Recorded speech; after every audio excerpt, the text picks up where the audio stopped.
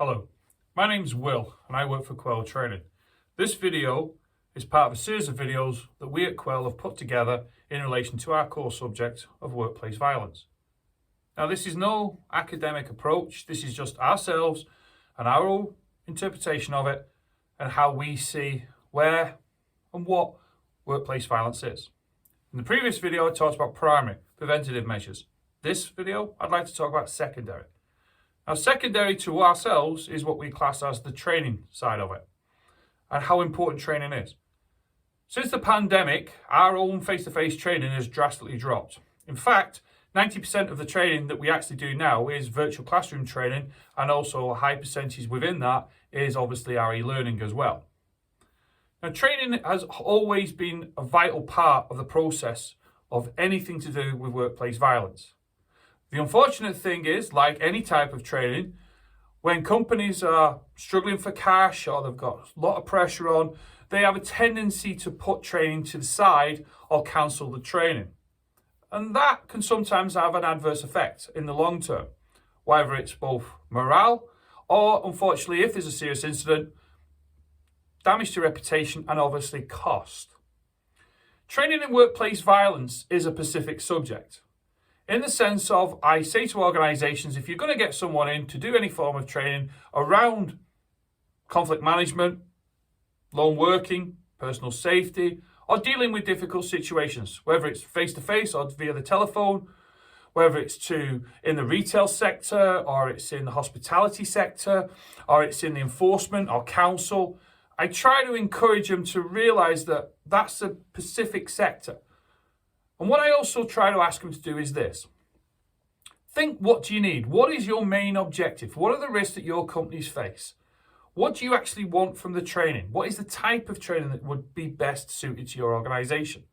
Now, the training company that you hire should also be asking valuable questions like, what are the risks that you face? What policies and procedures do you have in place? Not into anything confidential. I mean, I do a lot of that, but I sign NDAs and I get to know more about the company. But to find out what is the core risk that the staff face, and then to design the training around that specific risk. I always try to make sure, and so do all my trainers, that we get the training at the level of the risk that the staff face. I don't see the point in training certain staff anything like physical contact skills if they're not going to be engaged in any type of physical contact. I don't see the point in training staff in certain skills that will never be used. I do have a permanent saying of, you can never properly replicate in a classroom what actually happens on the ground. You can have ideas, you can encourage what I call sharing a good practice, you can put across the policy and procedures. But it also concerns me sometimes where organisations don't spend enough time thinking of what is the training they require. Some organisations have used training around workplace violence as a tick box exercise.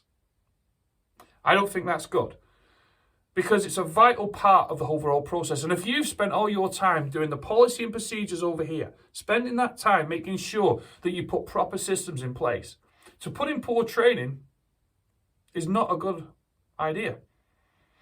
So moving forward, I would ask you, the client, you the followers and the people that are connecting with us, to take that minute to sit back and see the risks that your staff are engaging with around the subject of any form of aggression or violence. Say to yourself, have you got them policy procedures, as I discussed in the primary, but what type of training will benefit the staff? Because the long-term effect is if you've got staff that feel safe and see that the organisation is protecting them, well, what better than anything? Because staff make a company. I know that. On my next video, what I would like to discuss is the tertiary. So we've done the primary, preventative. We talked today briefly about the secondary. And any more information, please get in touch. We will help. But the tertiary is the after effect, that support element that I'd like to look at. Thank you for watching. Please stay safe. And I look forward to making the video of tertiary for you next week. Bye for now.